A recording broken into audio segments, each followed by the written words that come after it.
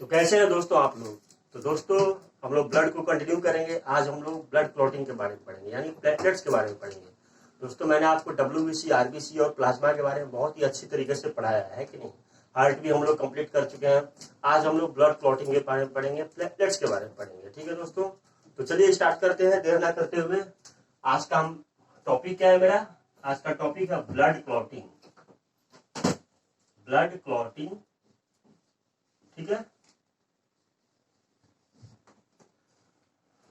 Blood clotting मतलब दोस्तों क्या होता है, प्लेटलेट्स। प्लेटलेट्स में ही सब कंपोनेंट होते हैं। ब्लड क्लॉटिंग के जितने भी कंपोनेंट होते हैं वो किसमें होते हैं, प्लेटलेट्स में ही होते हैं। ठीक है, प्लेटलेट। ठीक है दोस्तों, तो प्लेटलेट्स को और एक नाम क्या है प्लेटलेट्स का दोस्तों, तो प्लेटलेट्स को हम लोग थ्रोम्बोसाइट भी बोलते हैं। क्या बोलते हैं, थ्रोम्बोसाइट भी बोलते हैं। थ्रोम्बोसाइट्स भी इसको बोलते हैं। प्लेटलेट को थ्रोम्बोसाइट भी बोलते हैं, एग्जाम में आता है। प्लेटलेट को क्या बोलते हैं, ठीक है, तो थ्रोम्बोसाइट भी बोलते हैं। ठीक है, अब देखिए तो दोस्तों एक नॉर्मल ह्यूमन बीइंग के शरीर में प्लेटलेट्स कितना होना चाहिए। तो एक नॉर्मल ह्यूमन बीइंग के शरीर में प्लेटलेट्स जो है वो 1.5 लाख से लेकर 3.5 लाख तक होना चाहिए। एक नॉर्मल ह्यूमन के शरीर में, एक हेल्दी और नॉर्मल आदमी के शरीर में प्लेटलेट्स कितना होना चाहिए, तो 1.5 लाख से लेकर 3.5 लाख के बीच में होना चाहिए। और कितना, पर mm क्यूबिक। ठीक है, यानी mm क्यूब, यानी हर एक क्यूबिक मीटर में, हर एक मिलीमीटर क्यूबिक में से 1.5 लाख से लेकर 3.5 लाख तक ब्लड प्लेटलेट्स होना चाहिए शरीर में। ठीक है, अगर इससे कम है दोस्तों तो फिर आपको परेशानी है कि नहीं, क्लॉटिंग होगा नहीं बढ़िया से। क्लॉटिंग नहीं होगा तो क्या होगा, ब्लड का मतलब एनीमिया आपको हो सकता है। ठीक है, ब्लड क्लॉटिंग नहीं हुआ तो है कि नहीं, ब्लड का लॉस होगा क्या। तो इसीलिए इतना आपको नॉर्मल रेंज है, ये रेंज आपको जरूरी है आपके शरीर में होना चाहिए दोस्तों। ठीक है,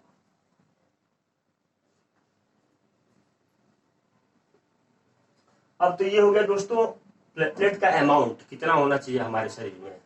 अब दोस्तों एक चीज बताइए कि आरबीसी में आपने देखा कि आरबीसी में न्यूक्लियस नहीं होता है, WBC में क्या होता है, न्यूक्लियस होता था। क्या आप बता सकते हैं प्लेटलेट में न्यूक्लियस होता है कि नहीं, तो प्लेटलेट में न्यूक्लियस होता है कि नहीं।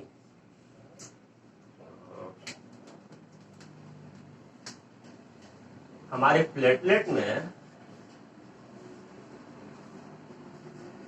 न्यूक्लियस होता है कि नहीं, तो इसमें न्यूक्लियस नहीं होता है, नो न्यूक्लियस। प्लेटलेट में न्यूक्लियस नहीं होता है दोस्तों। ठीक है, और ये जो प्लेटलेट है ये तो न्यूक्लियस नहीं होता है। इसका शेप कैसा होता है, तो इसका शेप जो होता है ओवल शेप होता है। शेप कैसा होता है इसका, ओवल डिस्क शेप होता है। ठीक है, ओवल डिस्क, ओवल मतलब जानते हैं ना, ओवल फुला हुआ। ठीक है, इस तरह से ओवल होता है कि नहीं, तो ओवल डिस्क जैसा शेप होता है। ठीक है, इसको आप इरेगुलर भी बोल सकते हैं, ये शेप को इरेगुलर भी बोल सकते हैं, है कि नहीं। यानी प्लेटलेट का शेप कैसा होता है दोस्तों, तो इरेगुलर भी आप बोल सकते हैं। अगर एग्जाम में इरेगुलर मिलता है तो आप इरेगुलर को टिक लगाएंगे। ठीक है, या ओवल डिस्क मिलता है तो ओवल डिस्क भी आप टिक लगाएंगे। ठीक है, अब देखिए दोस्तों ये तो हो गया इसके शेप के बारे में। अब अगर पूछा जाए कि प्लेटलेट जैसे आरबीसी कहाँ बनता था, आरबीसी हमारे रेड बोन मैरो में बनता था, है कि नहीं। WBC भी रेड बोन मैरो और व्हाइट बोन मैरो में बनता था। तो प्लेटलेट कहाँ बनता है दोस्तों, तो प्लेटलेट जो बनता है ना वो कहाँ बनता है, तो फॉर्मेशन ऑफ प्लेटलेट कहाँ होता है, फॉर्मेशन इसका कहाँ होता है, तो इसका होता है मेगा कार्योसाइट्स।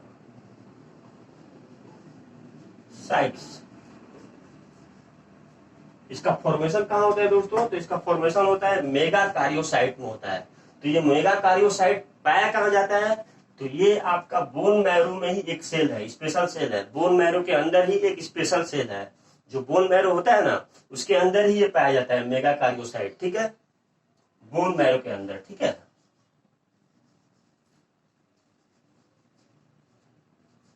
बोन मैरो के अंदर एक स्पेशल सेल है जो कि मेगा कार्योसाइट रिलीज करता है और इसी से आपका प्लेटलेट फॉर्म होता है दोस्तों। ठीक है, अब देखिए इसका लाइफ स्पेन कितना होता है, लाइफ स्पेन कितना होता है दोस्तों इसका, तो इसका लाइफ स्पेन होता है 7 to 8 डे। कितना होता है, 7 से 8 दिन इसका लाइफ स्पेन होता है। ठीक है, इसका लाइफ स्पेन कितना होता है, 7 से लेकर 8 दिन तक इसका लाइफ स्पेन होता है।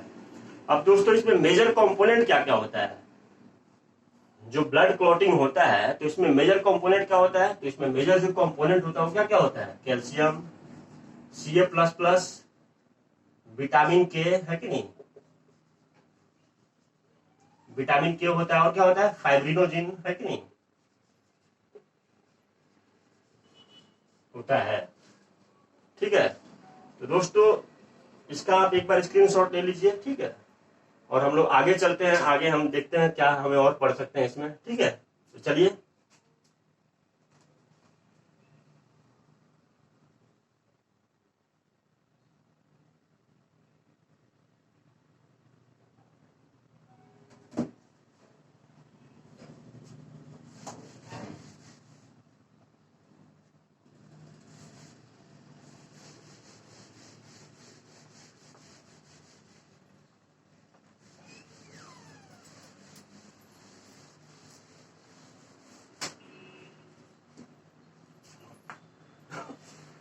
देखिए दोस्तों, अब हम लोग कोगुलेशन के बारे में पढ़ेंगे।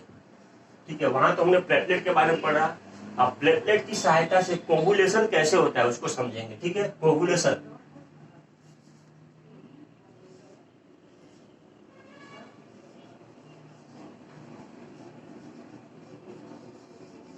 कोगुलेशन के बारे में पढ़ेंगे। ठीक है, तो कोगुलेशन होता क्या है दोस्तों, तो कोगुलेशन क्या होता है, तो कोगुलेशन का मतलब होता है क्लॉटिंग ऑफ ब्लड। क्या होता है, clotting of blood, clotting of blood in case of damage and injury, in case of damage and injury of our body।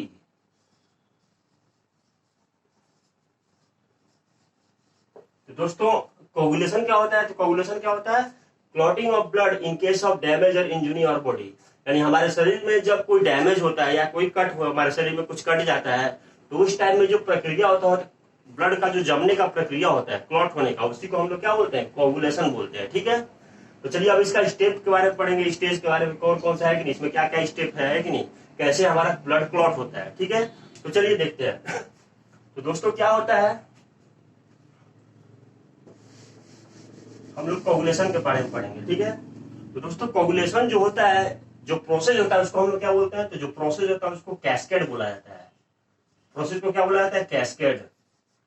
ठीक है, तो ये कैस्केड जो होता है 4 या 5 स्टेप में होता है। ठीक है, जो क्लॉटिंग का जो प्रोसेस होता है, क्लॉटिंग का जो स्टेप है, जो प्रोसेस है, उसको हम लोग कैस्केड बोलते हैं। ठीक है, कैस्केड, और ये कैस्केड होने में कितना टाइम लगता है दोस्तों, तो 4 मिनट का समय लग जाता है। ठीक है, तो जो क्लॉटिंग का जो प्रोसेस है उसको हम लोग क्या बोलते हैं, कैस्केड बोलते हैं। ठीक है, कैस्केड, CASCAD एग्जाम में आ सकता है। ठीक है, तो कैस्केड बोलते हैं।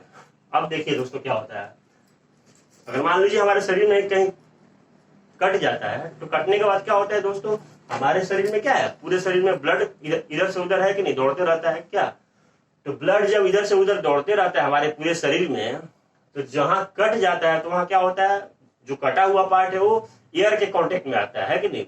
जब एयर के कांटेक्ट में आएगा तो क्या होगा, एयर के कांटेक्ट में आएगा तो जो हमारे ब्लड के अंदर जो थ्रोम्बोसाइट है, ठीक है, क्या है, देखिए ध्यान से समझिएगा, थ्रोम्बोसाइट, हमारे ब्लड के अंदर जो थ्रोम्बोसाइट है,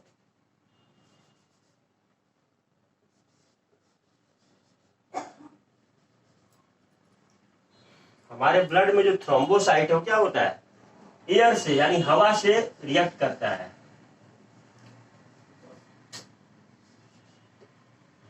जब कहीं हमारे शरीर में कट जाता है, ठीक है, या हमें चोट लग जाता है, तो क्या होता है, थ्रोम्बोसाइट है वो क्या, उसको एयर से कांटेक्ट मिलता है कि नहीं। जब कटने के बाद क्या होता है, एयर से थ्रोम्बोसाइट क्या होगा, रिएक्ट करेगा। जब थ्रोम्बोसाइट एयर से रिएक्ट करेगा तो क्या होगा, थ्रोम्बोसाइट जब एयर से रिएक्ट करेगा तो यहाँ पे थ्रोम्बोप्लास्टिन बनता है। क्या बनता है, थ्रोम्बोप्लास्टिन।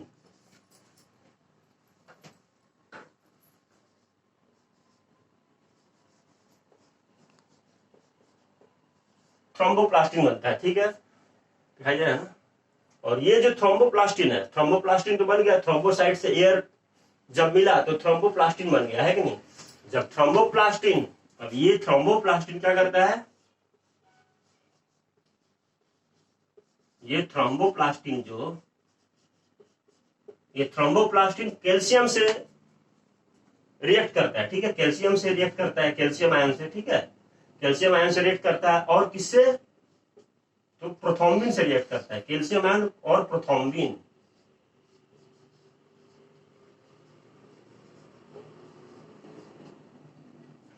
प्रोथ्रोम्बिन से रिएक्ट करता है तो क्या बनाता है दोस्तों, ये बनाता है थ्रोम्बिन।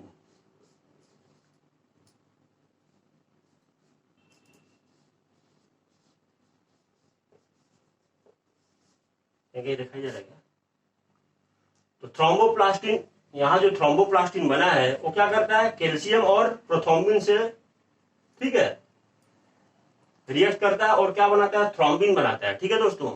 और ये जो थ्रोम्बिन है, ये जो थ्रोम्बिन फॉर्म हुआ है, ये क्या करेगा, तो थ्रोम्बिन क्या करेगा, थ्रोम्बिन है ये फाइब्रिनोजिन से रिएक्ट करता है, फाइब्रिनोजिन से, ठीक है, फाइब्रिनोजिन को एक्टिव करेगा। ये जो थ्रोम्बिन है क्या करता है, फाइब्रिनोजिन को एक्टिव करता है। फाइब्रिनोजिन आपको मैंने बताया था कि फाइब्रिनोजिन क्या है, हमारे प्लाज्मा में होता है और प्लाज्मा में इनएक्टिव फॉर्म में है। फाइब्रिनोजिन क्या है, हमारे प्लाज्मा में इनएक्टिव फॉर्म में रहता है। तो जब भी कट होता है ना, जब भी हमारे शरीर में कहीं कट जाता है तो क्या होता है, तो थ्रोम्बिन है और फाइब्रिनोजिन को एक्टिव कर देता है कि नहीं, फाइब्रिनोजिन को एक्टिव करेगा। फाइब्रिनोजिन एक्टिव हो गया, है कि नहीं। और फाइब्रिनोजिन जब एक्टिव हो गया, थ्रोम्बिन की सहायता से फाइब्रिनोजिन क्या होता है, एक्टिव हो जाता है। और जब एक्टिव हो गया तो क्या हो गया दोस्तों, यही फाइब्रिन बनता है। क्या बनता है, फाइब्रिन। और ये फाइब्रिन क्या है दोस्तों, तो ये एक प्रकार का जाली है, क्या है, जाली जैसा होता है, देखिए ये जाली है, ठीक है। अब ये जो जाली है, ठीक है, फाइब्रिन जब यहां बन गया है कि नहीं, फाइब्रिन जब बन गया, नीचे दिखाया ना,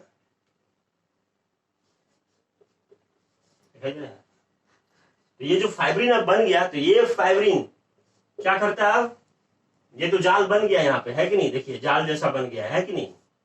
अब ये जाल के अंदर क्या होता है, जो हमारे शरीर के अंदर जो ब्लड डेड हो चुका है, जो ब्लड कर्पकल यानी जो ब्लड सेल है जो मर चुका है, जैसे WBC RBC कटने के बाद क्या होता है, जब कट गया आपके शरीर में तो मर जाता है कि नहीं, RBC WBC मर जाता है। तो RBC WBC जो मर गया वो क्या होता है, इसमें फंस जाता है। ये जो जाल है इसमें क्या होता है, फंस जाता है कि नहीं। और इसमें फंस जाता है तो क्या होता है, ट्रैप हो गया, है कि नहीं। और ट्रैप हो जाता है तो यहीं पे आपका पपड़ी जैसा हो जाता है, काला जैसा, है कि नहीं, काला काला। तो वही क्या होता है, आपका क्लॉट हो गया, यानी ब्लड आपका जम गया, है कि नहीं। तो यहां से अब ब्लड अब निकलेगा नहीं, क्या। तो फाइब्रिन जो है वो ब्लड सेल के साथ रिएक्ट करता है, ब्लड सेल के साथ क्या करता है, रिएक्ट करता है, जो डेड हो चुका है, ठीक है, डेड और जो डैमेज हो चुके हैं उस ब्लड सेल के साथ रिएक्ट करता है फाइब्रिन। और रिएक्ट करके क्या होता है, तो ब्लड क्लॉटिंग होता है। ऐसे क्या होता है, ब्लड क्लॉटिंग होता है, ठीक है।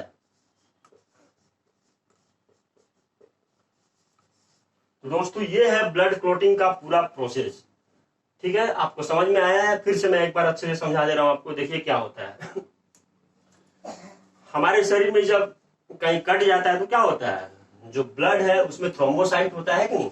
थ्रोम्बोसाइट क्या होता है दोस्तों, हवा से रिएक्ट करता है। जब हवा के पास जब वो रिएक्ट करेगा तो क्या होगा, थ्रोम्बोप्लास्टिन बन जाता है, ठीक है।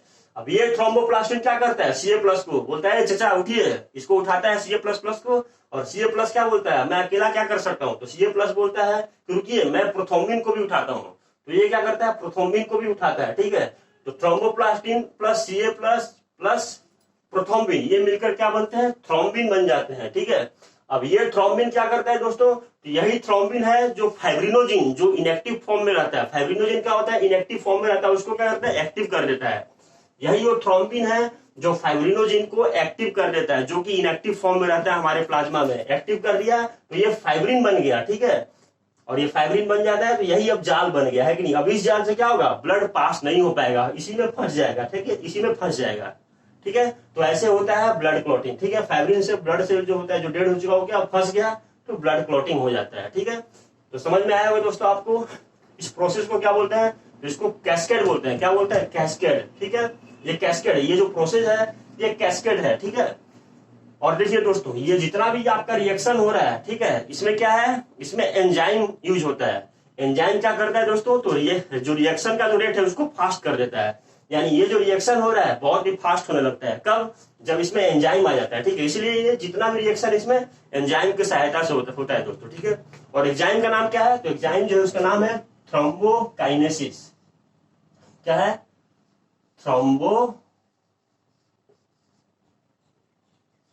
थ्रोम्बोकाइनेसिस। थ्रोम्बोकाइनेस। ठीक है, थ्रोम्बोकाइनेस क्या है? एंजाइम है दोस्तों। ठीक है, और यही एंजाइम के ये क्या है? एंजाइम।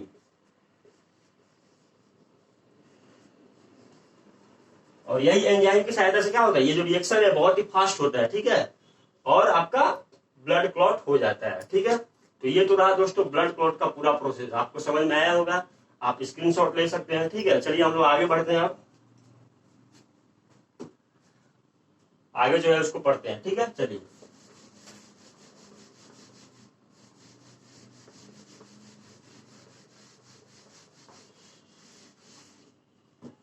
अब दोस्तों हमने क्या पढ़ा ब्लड कोगुलेशन में, यानी क्लॉटिंग में क्या क्या पढ़ा, तो कौन कौन सा यूजफुल मटेरियल था यहाँ पे, तो एक तो था विटामिन के, है कि नहीं, विटामिन के, और क्या था, फाइब्रिनोजिन,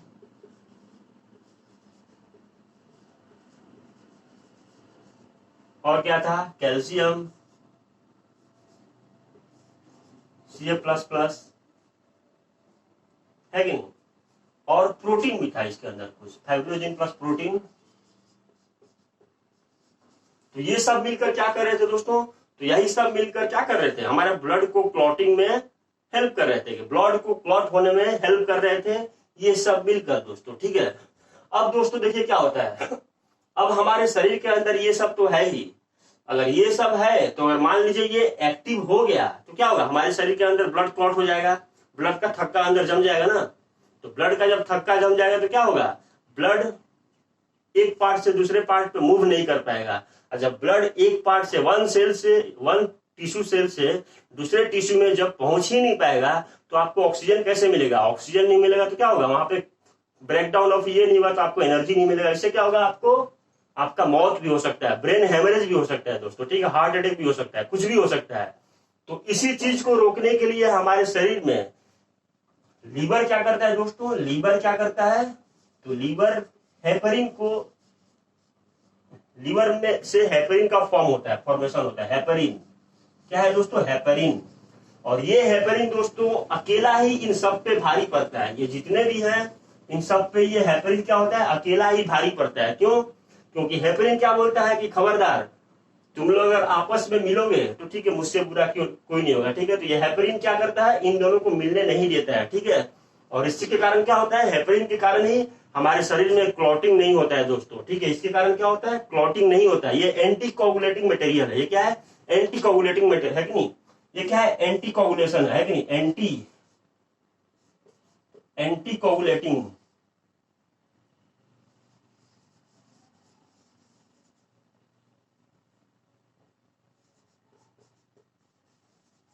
हेपरिन क्या होता है दोस्तों, एंटी कोगुलेशन होता है। क्या होता है, एंटी कोगुलेशन होता है। ठीक है, हेपरिन।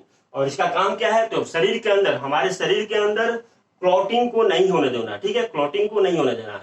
अब आपके अंदर एक क्वेश्चन हुआ कि सर आप बोल रहे हैं कि हमारे शरीर के अंदर हेपरिन होता है इसलिए क्लॉटिंग नहीं होता है शरीर के अंदर, तो जब कट जाता है तब कैसे होता है, जब कट जाता है तब कैसे होता है क्लॉटिंग। तो दोस्तों क्या होता है कि हेपरिन का एक प्रॉपर्टी है। प्रॉपर्टी क्या है कि हेपरिन जब भी एयर के कांटेक्ट में आएगा, ये जब हवा के कांटेक्ट में आएगा तब ये क्लॉटिंग करता है। हवा के कांटेक्ट में जब हेपरिन आता है तो क्या होता है, क्लॉटिंग करता है। और हाँ, शरीर के अंदर तो हमारे हवा नहीं है ना, ठीक है, भेंस में थोड़ी हवा है, तो भेंस में हवा नहीं है तो क्या होगा ये हेपरिन क्या करेगा दोस्तों, क्लॉट नहीं होने देगा। ठीक है, क्लॉट नहीं होने देगा। मगर बाहर में क्या है, हवा आता है, कट जाता है तो क्या, वहां पे हवा का प्रेजेंस होता है, इसीलिए हेपरिन क्या होता है, क्लॉट होने देता है उसको। ठीक है, तब दोस्तों आप देखते होंगे कि आप डॉक्टर के पास जाते होंगे तो डॉक्टर जो इंजेक्शन लगाता है कि उसमें दवा भरता है क्या, अब दवा भर के देखिए उसको ऐसे क्या करता है, शेक करता है, हिलाता है। क्यों हिलाता है, क्योंकि जो मेडिसिन वो भरता है उसके साथ थोड़ा हवा भी चला जाता है अंदर। और वही अगर हवा चला गया और मान लीजिए इसको ठीक से सेक नहीं किया, हवा वो आपको अगर इंजेक्ट करता है, इंजेक्शन देता है, तो क्या होता है देखिएगा, इंजेक्शन देने के बाद हल्का फूल जाता है कि नहीं, हल्का सूज जाता है, सूजन आ जाता है। क्यों? क्योंकि आपके अंदर एयर भी चला गया है। इंजेक्शन जो देता है तो उसके अंदर दवा के साथ एयर भी चला गया है। अब वही एयर क्या करता है, हेपरिन के साथ मिल जाता है, हेपरिन के साथ। और हेपरिन के साथ मिलने के क्या है, इसका प्रॉपर्टी क्या मैंने बताया कि हेपरिन जब एयर के साथ मिलता है तो क्लॉटिंग कर देता है, ब्लड का यहाँ पे थक्का जम जाता है कि नहीं, और ब्लड का थक्का जम जाता है, इसीलिए यहाँ पे फूल जाता है कि नहीं। तो डॉक्टर आपको उल्लू बताता है, डॉक्टर बोलता है कि अरे आपको परेशानी है इसलिए हो रहा है, मगर एक्चुअली ये डॉक्टर का गलती होता है, ठीक है। और डॉक्टर क्या बोलेगा आपको, सेक लगाने के लिए, सेक लगाइए ठीक हो जाएगा, ठीक है। तो ये क्लॉटिंग में कोई परेशानी नहीं होता है, ये ठीक है, मस्कुलर है इसलिए कोई परेशानी नहीं होता है, ओके। तो ये हो गया दोस्तों हेपरिन का काम, है कि नहीं। तो दोस्तों ये हो गया हमारा ब्लड क्लॉटिंग के बारे में, प्लेटलेट के बारे में। अगला लेक्चर में मैं आपको एबीओ जो ब्लड ग्रुप है उसके बारे में अच्छे से पढ़ाऊंगा, ठीक है। उसके बाद हम लोग रिस्पिरेटरी सिस्टम करेंगे, ठीक है दोस्तों। मैं एक एक चीज आपको अच्छे से इसलिए पढ़ा रहा हूँ ताकि एक भी क्वेश्चन आपका एग्जाम में ना छूटे, ठीक है। मेरा वीडियो आप लोग देखिए और यूट्यूब का और भी वीडियो आप देख सकते हैं, ठीक है। कंपेयर कीजिएगा किसने कितना मटेरियल आपको दिया है, ठीक है। मेरा जो दोस्तों यहाँ पे मैंने जो पढ़ा है वो एक एक चीज सब एनसीईआरटी का लिया हुआ है, एक एक चीज एनसीईआरटी का लिया हुआ है। आपको अगर अच्छा लगता है दोस्तों, मजबूरी ये मैं जबरदस्ती नहीं बोल रहा हूँ, अगर आपको अच्छा लगता है तो प्लीज वीडियो को लाइक और सब्सक्राइब जरूर करें। Thank you.